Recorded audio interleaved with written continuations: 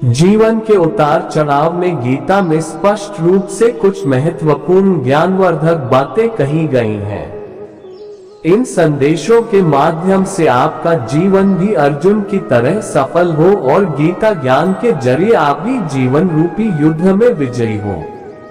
Video में आगे बढ़ने से पहले यदि आप इस वीडियो पर नए आए हैं तो आप इस चैनल को सब्सक्राइब जरूर कर लें और लाइक शेयर करना ना भूलें।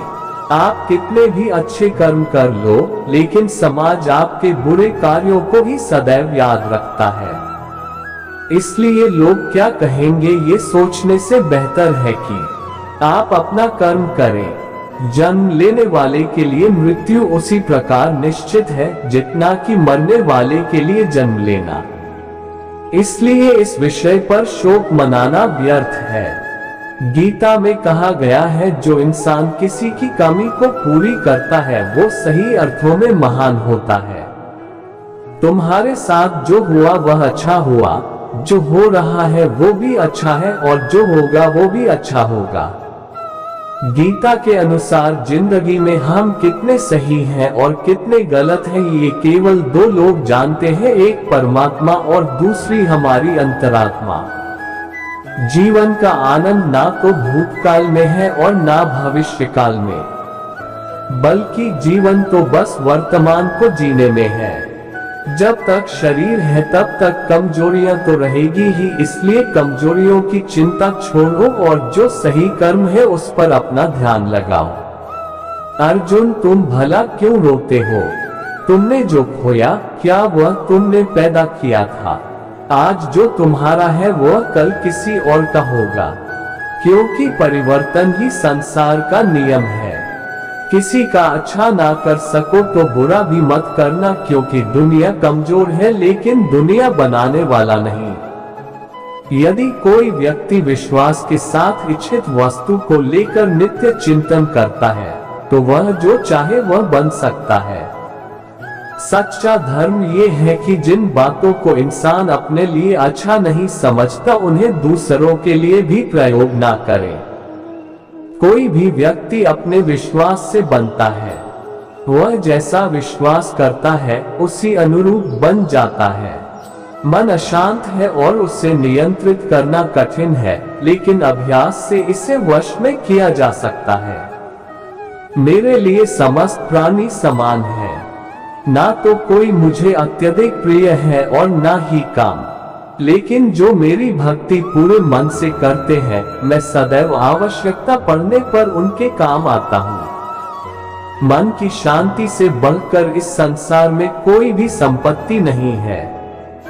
जो मनुष्य फल की इच्छा का त्याग करके केवल कर्म पर ध्यान देता है वह अवश्य ही जीवन में सफल होता है। कोई भी इंसान जन्म से नहीं बल्कि अपने कर्मों से महान बनता है। अपना, पराया, छोटा, बड़ा इत्यादि को भूलकर यह जानो कि यह सब तुम्हारा है और तुम प्रति एक के हो। बिना फल की कामनाएं ही सच्चा कर्म है। ईश्वर चरण में हो समर्पण वही केवल धर्म है। जो व्यक्ति क्रोध करता है उसके मन में भ्रम पैदा होता है, जिससे उसका बौद्धिक तर्क नष्ट हो जाता है और तभी व्यक्ति का धीरे धीरे पतन होने लगता है। गीता में लिखा है, जब इंसान की जरूरत बदल जाती है तब इंसान के बात करने का तरीका बदल जाता है। इस संपूर्ण संसार में अपकीर्ति मृत्यु से भी अधिक खराब होती है।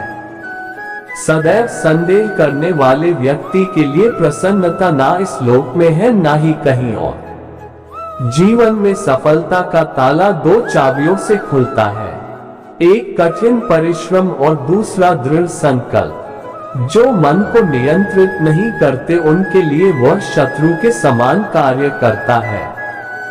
कठिन परिश्रम से बचने के लिए व्यक्ति को भाग्य और ईश्वर की इच्छा जैसे बहानों के बजाय चुनौतियों का सामना करना चाहिए।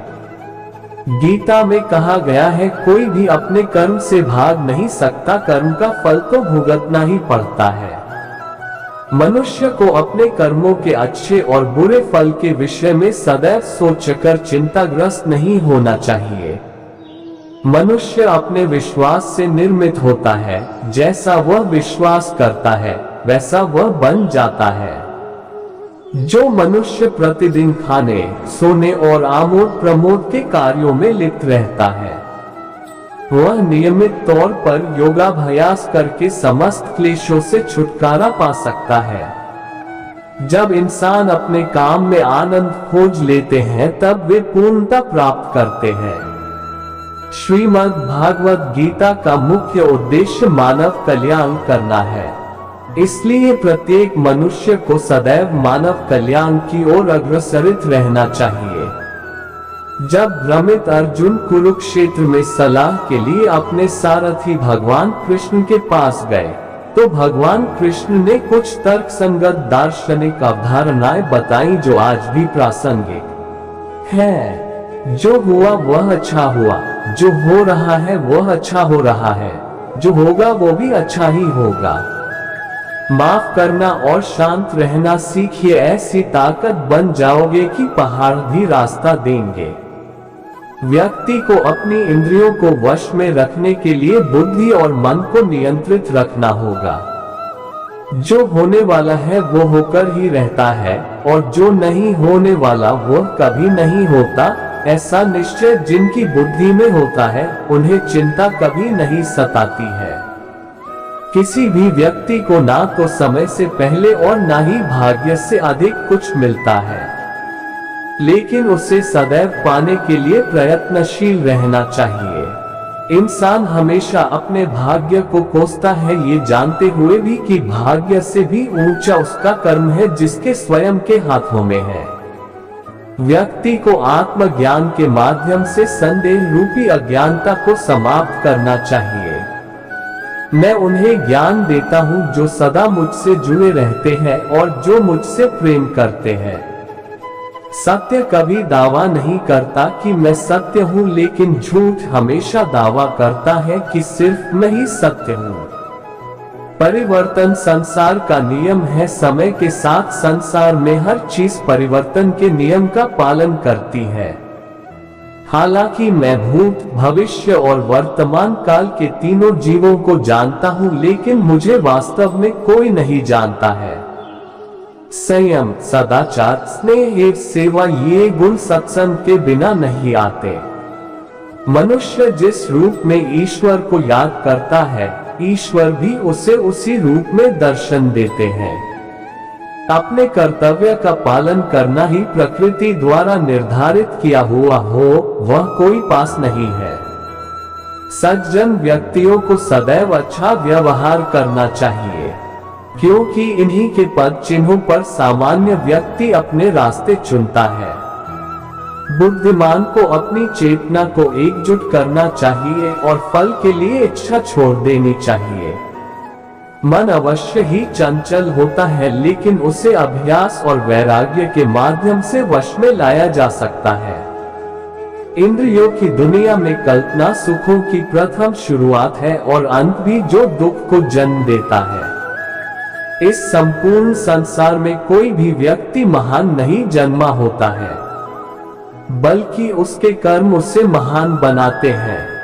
जीवन में कभी गुस्सा या क्रोध ना करे, यह आपके जीवन के ध्वंस कर देगा। हे पार्थ, मैंने और तुमने अपने कर्तव्यों को निभाने के लिए धरती पर कई अवतार लिए हैं, लेकिन मुझे याद है और तुम्हें नहीं। वासना, क्रोध और लालच नरक के 3 दरवाजे हैं। जो मनुष्य जिस देवता की विश्वास के साथ भक्ति करता है, मैं उस व्यक्ति की उसी देवता में दृढ़ता बढ़ा देता हूँ। सभी काम छोड़कर बस भगवान में पूर्ण रूप से समर्पित हो जाओ, मैं तुम्हें सभी पापों से मुक्त कर दूंगा। कर्म करो, फल की चिंता मत करो, भगवद गीता का सबसे बुद्धिमान संदेश है। आज हम केवल पैसे, बेहतर घर, कार और सुरक्षित भविष्य के लिए काम कर रहे हैं। हम इतने लक्ष्य चालित हैं कि हम सब कुछ परिणाम के बारे में सोचकर ही करते हैं।